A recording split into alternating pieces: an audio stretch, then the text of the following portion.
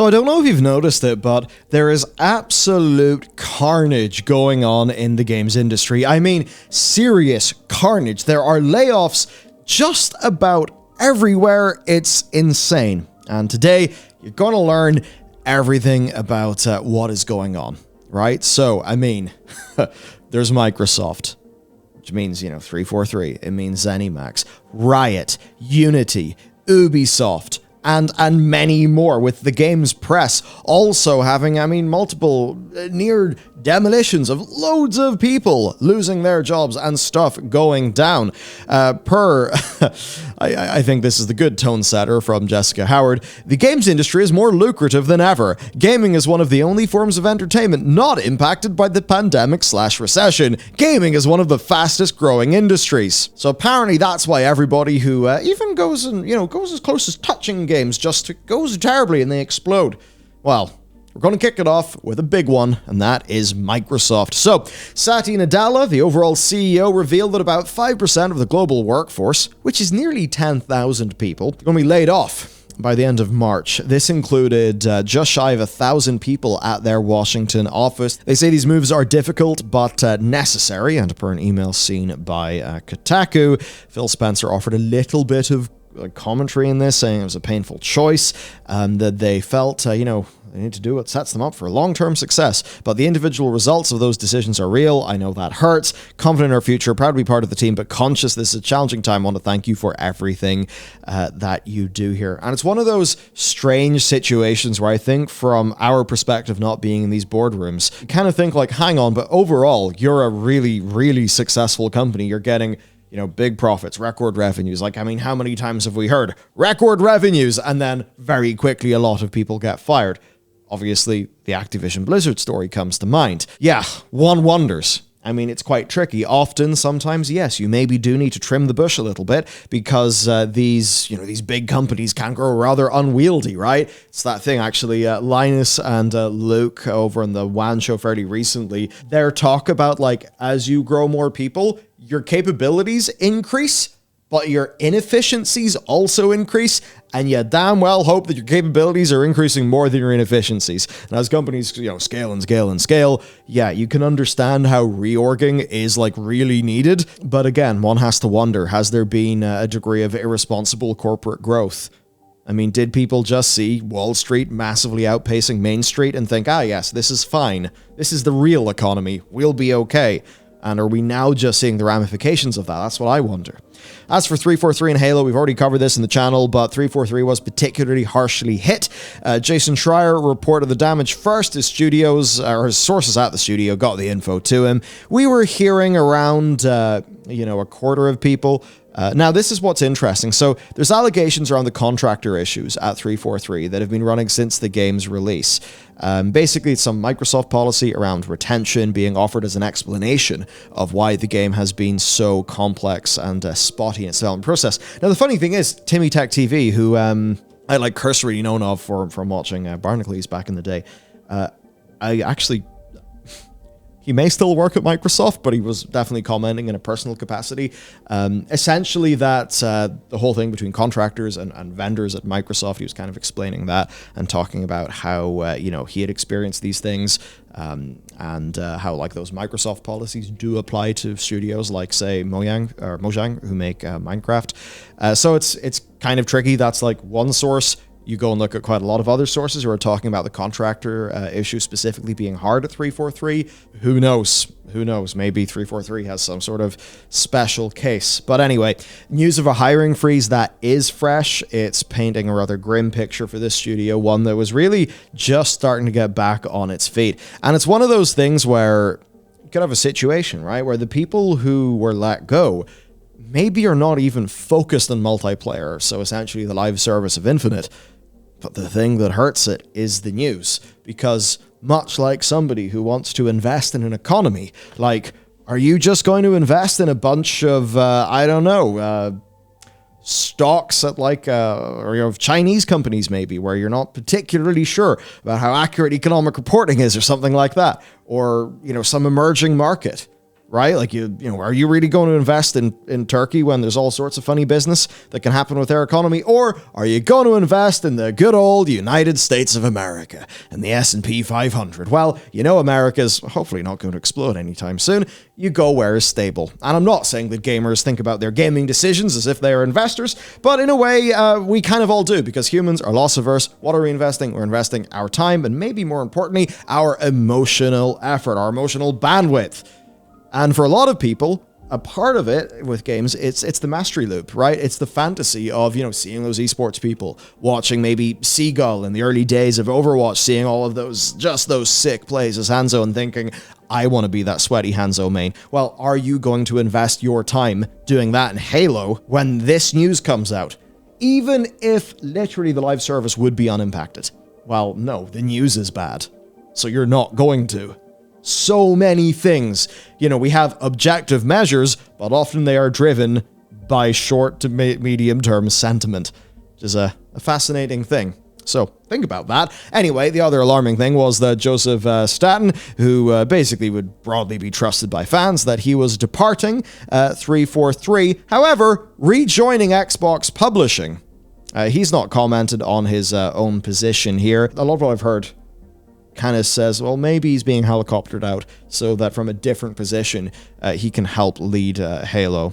Tricky to know, though, because it's really seeming like 343 will be managing ongoing live service for Infinite and then acting more as franchise custodians. Of course, as they make a fundamental technical shift over to Unreal Engine 5. Also, about 30 people were let go from 343's art department, saying that, 343 was just hit hard with positions across all disciplines. But it's not just them. I mean, imagine you've been working on Starfield for 700 million years, but you're gone. So yes, PR and community managers at ZeniMax were among those let go as well. The full scope is not clear.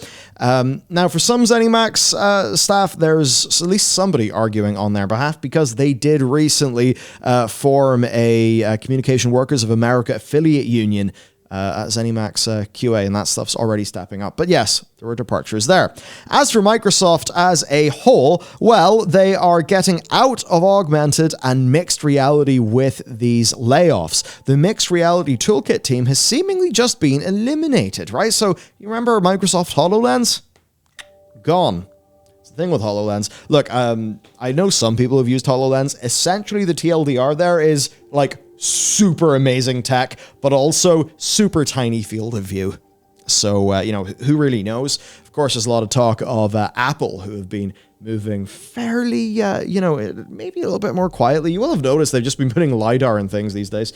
But yeah, Apple will be moving into the augmented sort of mixed reality space for quite a while. There are thoughts they'll be releasing a premium price product in that market. So we're in this world where obviously Meta losing insane amounts of cash, on their metaverse bet, Microsoft moving out. Is it one of those situations where a bunch of people will not really find product market fit, and then Apple will come along and actually have the version that is standing totally on the, on the shoulders of people who failed before them, but actually find product market fit? So I wonder, at least within that segment of the industry.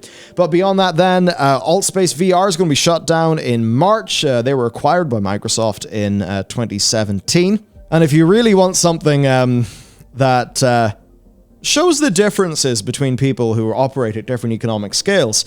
The night before these layoffs were announced, and this was all planned stuff, of course, the executive team at Microsoft were attending a private performance by Sting at Davos, as a part of attending the World Economic Forum. Performers like Sting apparently charge between 100 and 500,000, or 100 and 500,000 per virtual event. So doing a, if you're thinking about a live, corporate thing with 50 Microsoft executives who get to sit down in their fancy clothes and watch the Sting play the music. It's going to be a lot of money. So I don't know. Maybe that's okay for those games of C-suite, baseball, or I don't know, C-suite football transfer windows. Is that the analogy I'm going with? It is an obviously horrendous look. And what also looks pretty bad is, of course, Satya Nadella having a total compensation increase of 10.2% as a result of stock and bonuses, with the CEA pay ratio now increasing for a fifth year to, 289 to 1. So that's pretty rough. Now, it is one of those things with Satya there. Some of this, I haven't looked at it specifically, but sometimes there are, pre-agreed things where stuff is vested to the CEO based on performance over time, and it's just a systemic thing that's like planned ages ago. But obviously, it's a bloody awful look, isn't it? And of course, all while there is $68 billion to go and pick up an Activision Blizzard. Now, with that being done, there's also Unity, and, in the past with the channel, maybe the last 6 months, we've talked about Unity really just sticking their foot in their mouth in terms of communications that have, you could say, alienated a core base of game developers who maybe feel like Unity is thinking a little bit more about enterprise clients and that kind of thing in different industries that are now able to leverage the amazing real-time capabilities of game engines. In the same way that Unreal Engine is very much known in the virtual production space, driving TV shows like The Mandalorian or 1899 as an example. But yes, Unity has laid off nearly 300. John Riccitiello, ex-Electronic Arts CEO and current CEO of them, said that this is dealing very specifically with overlap and a handful of projects that are going in the closet. And this is one thing that we are finding, and there's been a lot of reports of essentially what people in tech are sort of what the decision makers are talking about with each other when they see, of course, Elon Musk just come in and gut Twitter. Now, Twitter does seem to be one of the worst cases of a genuinely horrendously ran company. Jack, literally a part-time CEO for all of those years. Twitter, come on. Vine, TikTok, how did you manage to mess that up? Twitter, likely, a company that was due a humongous restructuring, but I think the brutality and pace of those, shall we say, may have been inspiring to other people in various tech circles. And it's one of those things where, can you also understand why? Yeah, maybe. Tricky. Twitter's definitely experienced bugs, but it's not exactly had the death that many have reported. So I think a lot of companies are just kind of thinking, right, how can we, streamline things, increase our profitability, that sort of thing. Now, this is actually Unity's second round of layoffs in the last 12 months, because 4% of the workforce went in June 2022. And you know what? TLDR, leadership. Now, even though Riot may have all the money in the universe, actually, as caught by the Jacob Wolf report, 46 roles going within Riot. This is because of strategic shifts within a few teams to sharpen our focus in a number of areas, meaning some roles have been eliminated, which has impacted some people. This is part of a normal course of our business. So they're very much just saying, look, less than 1% of the total, workforce, right? These mainly were impacting talent acquisition and recruiting departments, as well as the publishing arm, but feature few position eliminations in its esports and support units. And overall, when you think about how they handled stuff with their 5-year plan, I don't think they're particularly taking people over. And it's one of those things, look, it's very easy, right, to sit as a pundit and just be like, job losses, terrible, capitalism bad, blah, blah, blah. And yeah, sure, a degree of that. But ultimately, business might not need a role. It's not a person being fired, it's a role being eliminated. And yes, that impacts a real person, and that is them being laid off. But a company should be able to make the strategic shifts that it needs to. That is the thing, even if it impacts people, because it ain't a charity. Look, it is what it is. If you think about a company like Twitter with the burn rate that Twitter had, the extreme just bloat in so many of these large companies. You tell me, if there's a bunch of unproductive roles, if there's a bunch of functional overlap between teams where you just have loads of redundancies, right? It's not absurd to try to reorganize the company to be better. So it's one of those things. It's very easy for everything to be in, black or white. We all communicate in memes, right? Simple ideas, 3-letter slogans, all of that usual bullshit that's kind of ruining society. But ultimately, we do need to be nuanced about things. A company is allowed to reorganize itself. What I think What I do think, though, is that there should be good severance packages, right? Good working conditions, good, regulatory environment for all of that stuff, which, there's a wider discussion to have in the context of the US where many of these layoffs are happening. It's kind of, outside of the scope of my skills and of this video. But it's just to say, in the games industry, there's a lot going on in this space. As for the wider impact, look, this is not going to be the end of things. I think there is going to be more. It's not going to be confined to massive AAAs. I think we are in for a fairly interesting economic time. Now, one place a bit down the chain where this has happened is the game press. So, surprise all-hand meetings occurred for Giant Bomb and GameSpot staff that led to 40 to 50 layoffs for those games media sites. Kotaku's sources revealed that the CEO, Perkins Miller, delivered the meeting and that managers were completely just caught off guard by the cuts to their teams. In terms of follow-up, similarly, the sources said that Miller told staff that the fandom network remained profitable despite the cuts, but declined to answer any questions. Now, Variety reporting that there was, less than 10% of the total workforce cut, starting from a position of less than 500. But again, large impacts to these gaming outlets. Now, it's tricky. The games press is in a really rough spot. Before I really dive into that, it's worth saying that there are things that are kind of bad looks here, because fandom has just kind of been going around acquiring these companies alongside, by the way, GameFAQs, TV Guide, and Metacritic. They got them from Red Ventures for $50 million in cash. Acquire and then gut. We even had things going on with, was it CNET and a lot of AI stuff. Now it's like with the AI stuff, hey, it's a tool. We can then have the ethical discussion of how to deploy that tool. I think a good example of it is what the Associated Press do, where the AP has a humongous amount of AI-generated content, but it's specifically about churning through earnings reports for companies. So it's pretty limited and not exactly, work that a human should really be doing anyway. But it doesn't end with them. Of course, you've got Vox Media, which, that's Polygon, The Verge, a few others. They had a 7% layoff. Now, the Vox union is very vocal, very defensive. The way our colleagues were treated today is unconscionable. These cuts come after multiple rounds of layoffs in 2022, in which we lost many valued colleagues. It's one of those tricky situations where it's a bit of a shit show. A lot of these media companies are shit shows. I mean, hell, even the whole shutdown of G4, and it's like, I coming from the perspective of knowing ultimately what viewership means. You look at the viewership G4 was getting, and it's like, yeah, those layoffs suck, but in what way did you ever think that would fucking work, you morons? Not saying that to the staff, saying that to, leadership and stuff. Oh, man.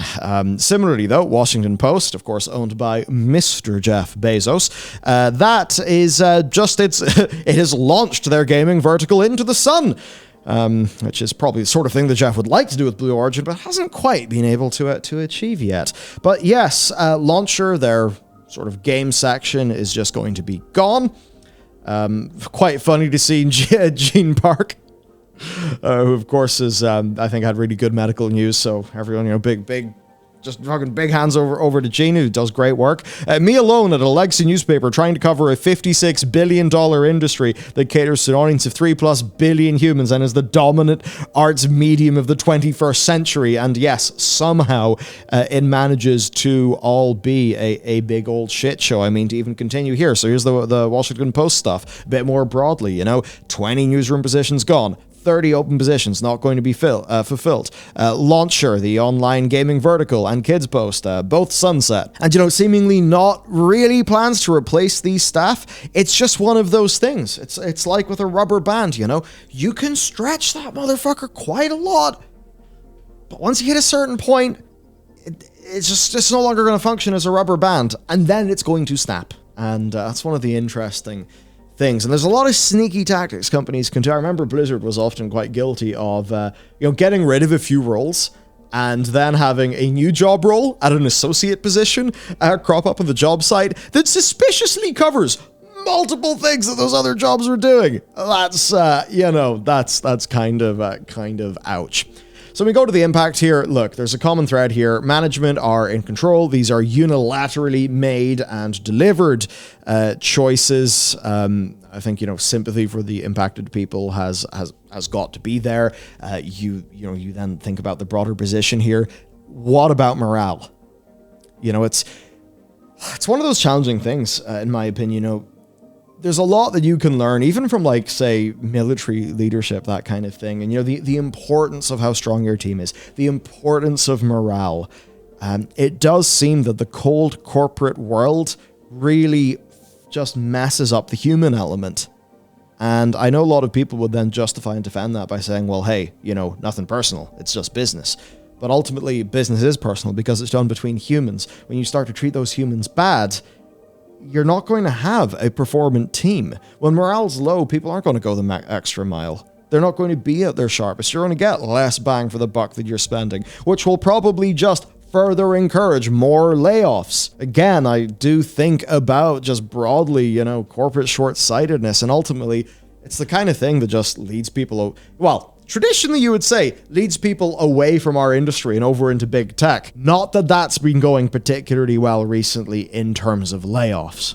So ultimately, I think my takeaway here is there is a degree of this that's totally natural in any business, and it would be unreasonable to get unduly mad about it. We can be sad about it, we can think it's unfortunate, but, a strategic realignment of your business is a totally normal and okay thing to do. What matters is that you do that with respect, you treat people with dignity, and you do everything in your power to, resettle them, to help them find another job, to provide a severance package, to do all those good things, right? That's fine. But I think another side of this is one of companies being needlessly bloated.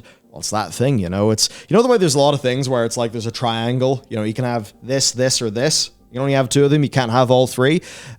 It's a little bit like that. I just think there's been a lot of overly bullish stuff be done. And I think the issue is that, like, this is a very winner takes all feeling economy, right? Like, it is just a game of who can get as quickly or as close to a monopoly as they can. And I think in the same way that, come on, man, we'll have a video on this soon, but how many live services have died? And I've got to wonder if it's similarly over bullish corporate decision-making that, that leads to teams being expanded too much, doing inefficient work, that leads to a market where everyone is trying to make live services with slightly different seasoning. And obviously, most of them completely fail. Yeah, I don't know. I think more than ever, there is a lot of room for the cost-controlled AA game. One of the things that's given me a lot of hope is people talking about the idea of, we're getting PlayStation 2 games again with the likes of Hi-Fi Rush. Just that idea of like, this is a game. It doesn't last forever. It has a start, a middle, and an end. It's not a live service, and it's just fun. The sort of game that you can plan it, you can budget it out, and yeah, if it gets median sales, that's a success, and you're happy. To me, that sounds like a sustainable business that can be well aligned with the best interests of employees. Or, we could all just keep on making big bets and having it all fail disastrously. Yeah, fun. Okay, so that's what's going on today. Lots of layoffs in the games industry.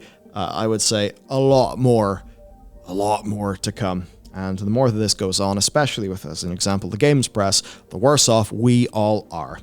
As much as yes, there is room for just the good old press release repost. Because look, I remember when Joystick was out, I liked having Joystick because I just knew what was going on, because a lot of what they were doing was reposting, the press releases with a bit of comment. That's good. You could know what's going on in the industry. But often, the journalism bit is pretty important. The criticism bit is pretty important. And I would say to you that the more that these things go on, and the more that we are kind of driven by the worst of, I would say, the advertising-driven medium when it's being ran by people who aren't really doing it responsibly, well, what are we going to have? We're going to have press releases and endless guide articles.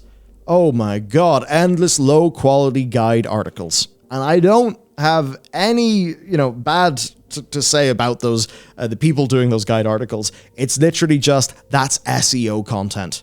So do you want to live in a world with SEO content where the guides are written by big farms of humans and all the press releases are just reposted by an AI? I don't know, but while that does seem like a barrage of information, it does seem like a lot of the humanity, a lot of the culture would be lost. And that kind of worries me. Okay, what do you think? For my final thing, of course, Pale Beyond's coming out 24th of February. I'd love it if you considered supporting us over there, so you can try wishlisting it on Steam if you'd like to do that. Okay, check out this video next, and I'll see you next time.